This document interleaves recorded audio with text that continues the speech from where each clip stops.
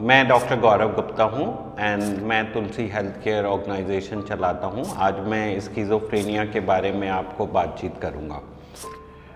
Schizophrenia एक मानसिक बीमारी है जिसमें हमारे विचारों में बदलाव आ जाता है। ये बीमारी ब्रेन में कुछ न्यूरोट्रांसमीटर्स होते हैं जैसे डोपामीन, सेरोटोनिन, जिसके ठीक से फंक्शन ना करने से, इम्बैलेंस की वजह से ऐसा होता है। अधिकतर लोगों में ये डोपामीन एक्सेस में काम करने लगता है और उसकी वजह से हमारे विचार ज़रूरत से ज़्यादा चलने लगते हैं और हमें कई बार शक की फीलिंग या इनरिलेवेंट थॉट्स में उलझ जाते हैं।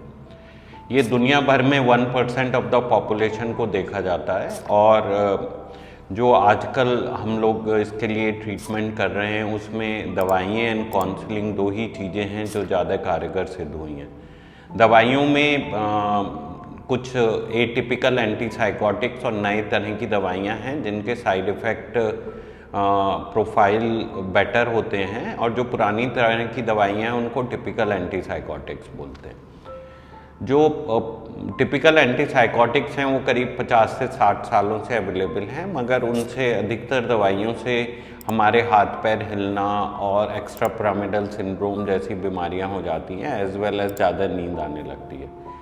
जो आजकल की दवाइयां हैं उनके भी साइड इफ़ेक्ट हैं, लेकिन वो थोड़े अलग किस्म के हैं, जैसे उनसे वेट बढ़ जाना, मेटाबॉलिक सिंड्रोम हो जाना और इस तरह की प्रॉब्लम होती है।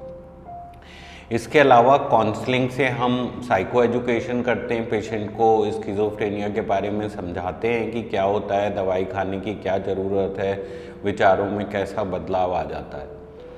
जो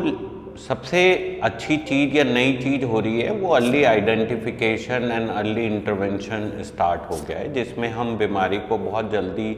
पकड़ने की कोशिश करते हैं और दवाइयों से उसमें जो डैमेजेस हैं वो कम करने की कोशिश करते हैं।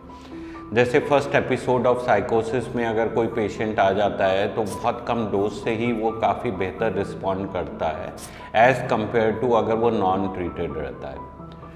हमारे देश में बहुत सारे लोग इस तरह की बीमारियों के लिए ऊपरी समझते हैं या झाड़ फूक की तरफ जाते हैं, जिससे कि ये बीमारी और बिगड़ जाती है और ये डॉक्टरी इलाज के लिए जिस लेवल पे आते हैं उससे ये प्रॉब्लम तब तक बढ़ चुकी होती है और डॉक्टर उतनी मदद नहीं कर पाते हैं।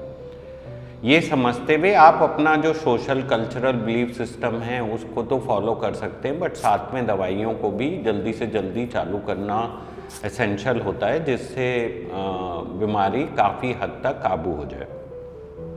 आजकल जो नई रिसर्च हो रही है उसमें जेनेटिकल रिसर्च की जा रही है कि क्या हम स्किज़ोफ्रेनिया के जीन्स को आइडेंटिफाई कर सकते हैं, और एक ईपी जेनेटिक्स करके एक नई तरीका आया है जेनेटिक इंजीनियरिंग का, जिससे हम लोग जीन्स में कुछ चेंजेस ला सकते हैं एंड फ्यूचर में that would be the way of treatment. उसके अलावा मैग्नेटिक स्टिमुलेशन जैसे भी ट्रीटमेंट कुछ आए हैं जिनकी इफ़ेक्टिवनेस उतनी इफ़ेक्टिव नहीं है जितनी मेडिसिन है, लेकिन कुछ लोगों में जिनमें रिस्पांस नहीं आता है मेडिसिन से, उन लोगों में इस्तेमाल किया जा सकता है। डेफिनेटली स्किज़ोफ्रेनिया काफ़ी डिसेबलिंग इलनेस है और 1% ऑफ पॉपुलेशन को होती है और बहुत सारी नई दवाइयों की रिसर्च करके आगे बढ़ने के और कम साइड इफ़ेक्ट वाली दवाइयाँ ढूंढने की ज़रूरत है,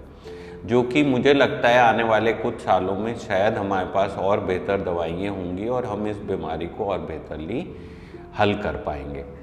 मैं डॉक्टर गौरव गुप्ता हूँ, ये तुलसी हेल्थ केयर है, और अगर आपको स्किज़ोफ्रेनिया के बारे में कुछ और जानकारी जाननी है तो आप हमें मेंशन नंबर पे फ़ोन पे संपर्क कर सकते हैं या ईमेल कर सकते हैं, जिससे हम आपकी बातों का या क्वेश्चंस को आंसर कर सकते हैं। धन्यवाद।